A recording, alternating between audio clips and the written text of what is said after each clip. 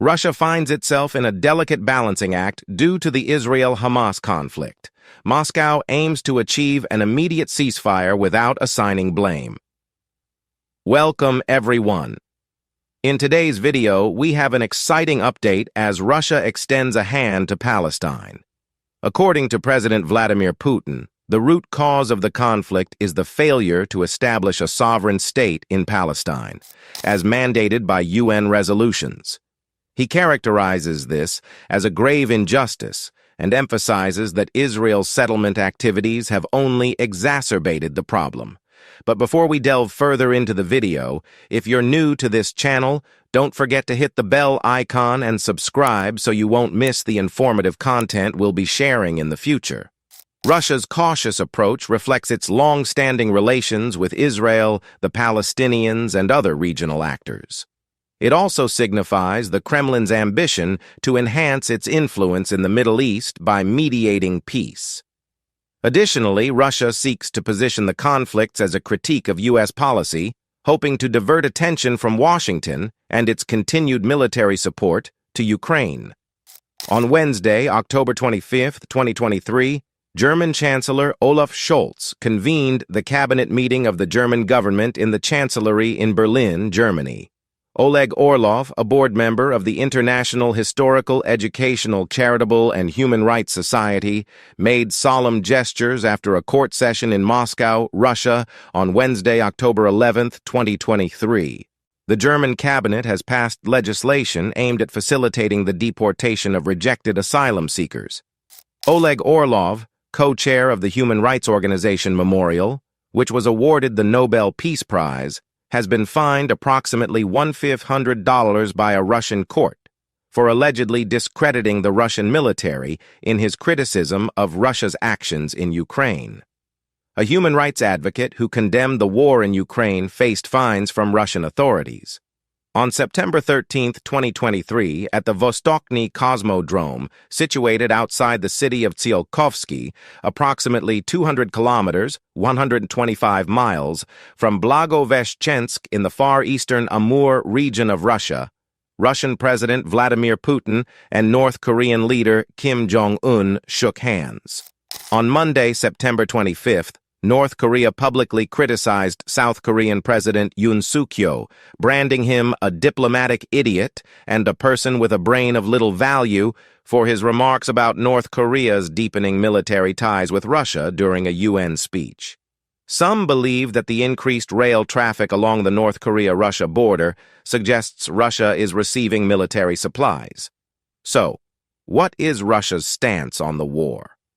Putin attributes it to what he sees as the apparent failure of Washington's peacemaking efforts, alleging that the U.S. has focused on providing financial aid to the Palestinians while neglecting their fundamental statehood-related concerns. He emphasizes the urgency of ending the conflict swiftly and urges both the Israeli government and Hamas to avoid targeting civilians, as escalation would pose significant concerns. Moscow strives to maintain positive relations with both Israel and the Palestinians, as evident from the carefully measured statements by Putin and his officials. Dmitry Peskov, the Kremlin's spokesperson, highlights the importance of Moscow's balanced approach and communication with both parties, enabling Russia to facilitate a resolution. Moscow aims to play the role of a potential mediator while simultaneously hoping that the ongoing conflict will divert attention from the Ukrainian situation, potentially weakening Western support for Kyiv.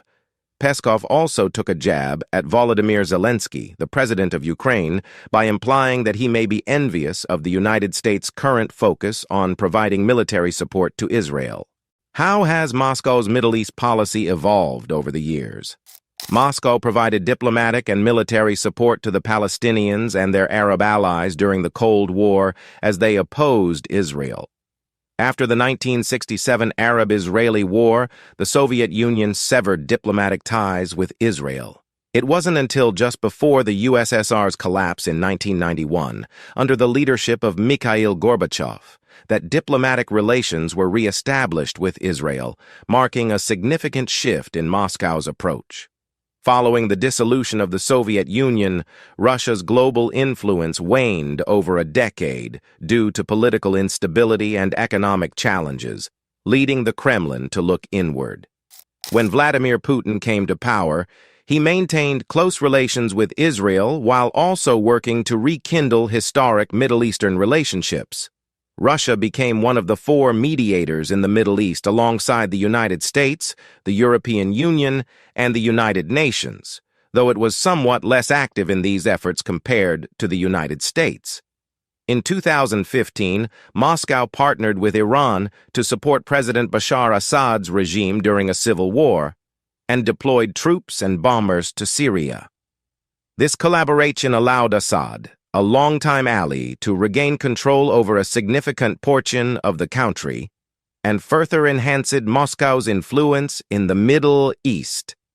So, how close are Russia and Israel today? Since the dissolution of the Soviet Union, Russia and Israel have steadily increased economic and other interactions, solidifying their security ties. The migration of over 1 million individuals from Russia and other former Soviet states to Israel has been a key element in strengthening relations, as both Israeli and Russian officials have noted. Despite occasional clashes between the Israeli military and Iranian forces in Syria, with Russian troops present, Moscow's relations with Israel have remained strong throughout Russia's involvement in the region. In 2018, Assad's forces downed a Russian reconnaissance aircraft in response to an Israeli airstrike, tragically resulting in the loss of all 15 individuals on board. While the Russian and Israeli militaries maintained deconfliction channels throughout the conflict in Syria, this incident briefly strained relations. The Russian-Israeli relationship faced a severe test with Putin's invasion of Ukraine. Israeli officials have treated carefully, expressing sympathy for Ukraine but refraining from arming it. Putin's assertion that Zelensky, who is Jewish, was a neo-Nazi angered many Israelis. In the early stages of the conflict, Russian President Putin commended Israeli efforts at mediation. Israeli Prime Minister Benjamin Netanyahu justified his government's hesitation to supply military equipment to Ukraine, stating the necessity of keeping security contacts open with Moscow in Syria. He also expressed concerns that weapons provided to Ukraine might end up in the hands of Iran. Now, let's explore how Russian-Palestinian ties have evolved. During the Cold War, Moscow was the principal ally of the Palestinians, offering them military, economic, and political support. The Soviet Union armed, trained, and provided substantial subsidies to Palestinian forces. Putin has taken steps to reinvigorate these connections, which were neglected following the fall of the Soviet Union as the Kremlin focused on domestic issues. In addition to engaging with the Palestinian Authority, Moscow has made contact with Hamas. Russian leaders have received Palestinian leader Mahmoud Abbas on multiple occasions, and Ismail Haniyeh, the head of Hamas, held discussions with Russian Foreign Minister Sergei Lavrov in September 2022. As for the question of where Russia and Iran cooperate, it's important to note that the leaders of the Islamic Revolution in Iran criticized the Soviet Union as a lesser Satan, in contrast to the Great Satan, which referred to the United States. However, Russia and Iran developed strong connections after the fall of the Soviet Union, particularly as Iran's tensions with the West escalated. Moscow played a role in constructing Iran's first nuclear power facility and strengthened its relations with Tehran. During the Syrian conflict, Iran and Syria aligned to support Assad's regime, leading to even closer relations between the two countries. Iran provided Moscow with hundreds of Shad-3 explosive drones throughout the conflict in Ukraine, which the Russian military has employed to target Ukraine's critical infrastructure in the energy sector. In return, it is rumored that Russia received drone technology from Iran, and they constructed a facility to manufacture these drones. Anticipated developments include Moscow providing Iran with cutting-edge fighter jets and other modern armaments in exchange. Additionally, Moscow has been actively pursuing other alliances as part of its strategy to enhance its global influence. One such alliance has been with Saudi Arabia, which happens to be Iran's principal regional rival.